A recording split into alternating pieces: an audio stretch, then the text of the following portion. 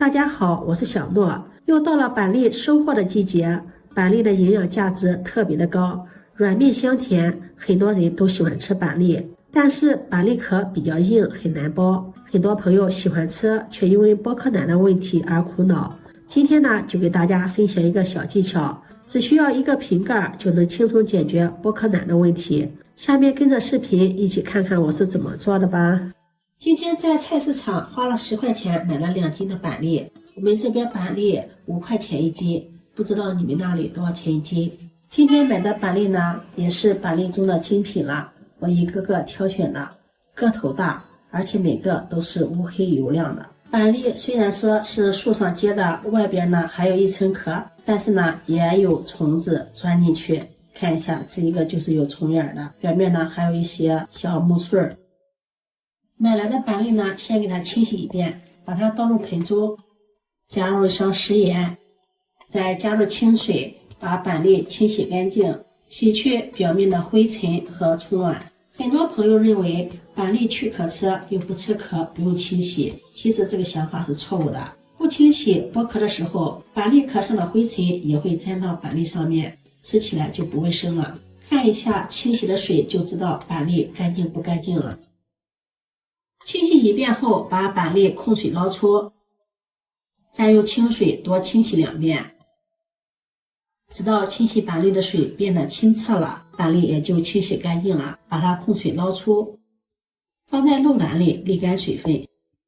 接下来就是关键的一步了，准备一个瓶盖，然后取一个板栗放在瓶盖中，在板栗凸起的一面打上十字花刀，用瓶盖把板栗固定住，这样在划花刀的时候，板栗不容易打滑，不会伤到自己。这样打出的花刀深度均匀，安全又快。接下来再给大家分享另一种能够快速给板栗去壳的方法，在板栗的底部的地方切去一刀，不要切的太多了，切的太多了，这个板栗肉就浪费掉了。用这2种方法处理板栗也是非常快的，一会儿就全部切好了。全部切好后，把它放入盘中备用。电米铛提前预热，不用刷油，把处理好的板栗放入电米铛中，打十字花刀的给它整理一下，让花刀面朝上，在里面再淋上少许的清水，盖上盖子烙2分钟。我们用这种方法是为了给板栗去壳，烙的时间不宜太长。板栗烙熟了，一个是保存不好保存，再一个就是我们在做其他的菜或是汤的时候，板栗容易碎，而且会少了一些板栗的香甜味儿。板栗这样处理好，也可以用开水烫，或者是蒸2分钟。用水煮呢，我总觉得营养会有一些流失，而且水汽比较大。我比较喜欢选择用电米铛给板栗去壳，感觉这种比较方便。2分钟后打开盖子看一下，打开盖之后，板栗遇到冷空气，花开的更大了一些。这个时候关火，稍微晾一下，取一个板栗，像这样很轻松的就给它脱壳了。板栗也是非常的完整，金黄金黄的，这样去壳也不伤指甲。板栗一定要趁热去壳，所以说不要从电米铛里盛出来晾凉。去壳的时候就这样在锅里给它去壳，剩下的板栗在锅里利用余温凉的也慢。底部切口的看一下，用剪子轻轻的一戳，这样也是很轻松的就把外壳戳掉了。用这2种方法给板栗去壳，是不是特别的简单？2斤的板栗一会儿就把壳去掉了。这个季节正是板栗上市的季节，价格便宜又新鲜，我们可以多买一些板栗，像这样给它去壳，然后装到保鲜袋里，放到冰箱里面冷冻保存，想吃的时候随吃随取，非常的方便。这样处理好的板栗，我们可以做各种各样的美食。接下来就给大家分享一道排骨板栗汤。今天花了30块钱买了2斤的排骨，买来的排骨把它倒入盆中，往里面加入1勺食盐，再加入清水，先把排骨给它抓洗一遍，然后把脏水倒出，再用清水给它冲洗干净。